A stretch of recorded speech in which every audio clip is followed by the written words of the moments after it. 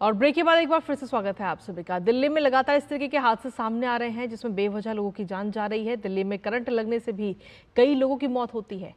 हम आपको बताते हैं कि अब तक कब कब करंट लगने से लोगों की मौत हुई है, उसका पूरा जो डाटा है वो इस वक्त हमारे पास में, और वो उससे आपको रूबरू कराते हैं।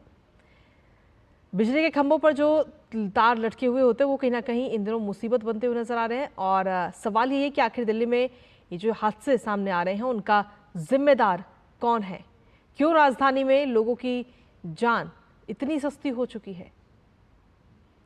तो कहीं ना कहीं लापरवाही इस दौरान सामने आ रही है। बिजली के खंभों पर लटके हुए तारों से भी कई लोगों की मौत अब तक हो चुकी है। बारिश के बाद जलभराव होता है और जलभराव की वजह से हादसे सामने आते हैं, लेकिन उसको लेकर के कोई भी जवाबदेही नहीं बनती। 13 जुलाई को भजनपुरा में एक महिला की मौत हुई करंट लगने से। उस वक्त 22 जुलाई को पटेल नगर में यूपीएससी की तैयारी कर रहे एक छात्र की मौत हुई करंट लगने की वजह से। 25 जुलाई को दिल्ली के सदर बाजार इलाके में एक आदमी की मौत हो गई। तो बिजली विभाग की जो लापरवाही है वो कहीं ना कहीं लोगों की जिंदगी पर भारी पड़ती हुई नजर आ रही है। लेकिन सवाल यही है कि आखिर लगातार हो रही इन मौतों का जिम्मेदार कौन है? क्या दिल्ली वासियों की जान इतनी सस्ती हो चुकी है? हमारे साथ में हमारे सहयोगी इस वक्त जुड़ रहे हैं। पराक्रम इस वक्त हमारे साथ जुड़ रहे हैं, साथ ही सुशील भी इस वक्त हमारे साथ जुड़ रहे हैं। दोनों का रुख करते हैं। पराक्रम, सीधा सबसे पहले आपके पास में आना चाहेंगे। इस वक्त आप जहां पर मौजूद हैं, हम देख पा रहे हैं पीछे तस्वीरें भी, लोग भी काफी वहां पर खड़े हुए हैं और कहीं ना कहीं दिल्ली सरकार के खिलाफ लोगों में काफी गुस्सा भी है और गुस्सा जायज भी है। बिल्कुल कृतिका, ये गुस्सा जायज़ भी है। सीधे तौर पर यदि हम कहें कि ये जो राव इंस्टीट्यूट सर्कल पर ये जो हादसा हुआ है बीती रात, अब हम ये कहें कि ये हादसा नहीं, ये हत्या है, क्योंकि बीते 10 दिनों से यहाँ पर वाटर लॉगिंग की समस्या हो रही थी और इसकी शिकायत छात्र लगातार कर रहे थे, लेकिन इसकी सुनवाई नहीं की गई। पूरे तरीके से जो भ्रष्टाचार यहाँ पर जो सामने आ रहा है, उसमें इलीगल बेसमेंट का निर्माण किया गया और उस बेसमेंट में लाइब्रेरी बनी हुई थी। उस लाइब्रेरी में जो है छात्र वहां पर थे और पानी भर गया। और अब इस वक्त आपको बता दूं ताजा अपडेट, राज्यसभा सांसद स्वाति मालीवाल यहां पर पहुंची हैं और यहां पर जो तमाम सारे छात्र हैं वो नारे लगा रहे हैं कि स्वाति मालीवाल वापस जाओ। यानी कि छात्रों को भरोसा नहीं है सीधे तौर पर दिल्ली सरकार से, क्योंकि ये जो लापरवाही है, ये उस लापरवाही का नतीजा है कि 3 छात्राओं ने अपनी जिंदगी गंवा दी इस पूरे घटनाक्रम में। और अब चूंकि स्वाति मालीवाल यहां पर बातचीत करने के लिए आई है, हमने देखा कि इस पूरे मसले पर सीधे तौर पर अब सियासत गर्मा चुकी है और हमने देखा कि जो राजनीतिक बयान आए उसमें कल यहां पर दिल्ली प्रदेश अध्यक्ष वीरेंद्र सचदेवा और दिल्ली से जो सांसद हैं बांसुरी स्वराज, वो यहां पर मौजूद थे। सीधे तौर पर इन्होंने आम आदमी पार्टी की सरकार को जिम्मेदार ठहराते हुए जो जल मंत्री आतिशी, उनसे इस्तीफा मांगा है और साथ ही साथ यहाँ के जो विधायक हैं ब्रजेश पाठक, उनसे इस्तीफा मांगा है, क्योंकि जो नालों की सफाई कराई जानी चाहिए थी वो नालों की सफाई नहीं की गई।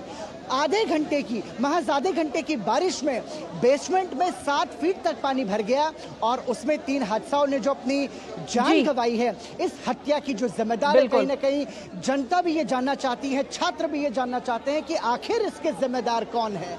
हर साल ये स्थिति बनती है, लेकिन आपको बता दूं कृतिका के बीते 5 दिनों में लगभग 5 मौतें हो चुकी है।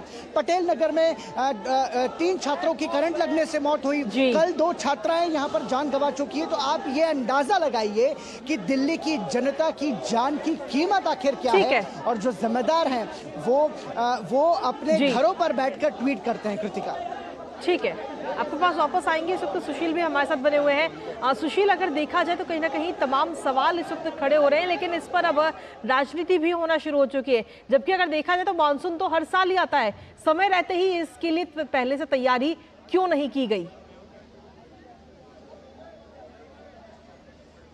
जी बिल्कुल, अभी हमने यहाँ पर लोकल लोगों से बात की, स्थानीय लोगों का साफ तौर पर कहना है कि ये पहली बार का नहीं है। हर मानसून में थोड़ी सी बारिश हो, आधे घंटे 20 मिनट की बारिश में यहाँ लगभग 4 से 5 फीट का जल भराव होता है। हम आपको दिखाना चाहेंगे, यहाँ से महज 50 मीटर दूरी पर एक नाला है। ये कल भी ऐसा हुआ कि थोड़ी देर बारिश होने के बाद इस नाले से जो है पानी निकलना शुरू हुआ, सीवर का पानी निकलना शुरू हुआ, जो कि सड़क भरने के बाद ये पानी जो है ये इंस्टीट्यूट के अंदर दाखिल होना शुरू हुआ और अचानक से जो यहाँ पर एक ग्लास डोर जो कहा जा रहा है उसके ब्रेक होने के बाद जो है पानी अचानक एकाएक अंदर गया और छात्रों को निकलने का मौका नहीं मिला।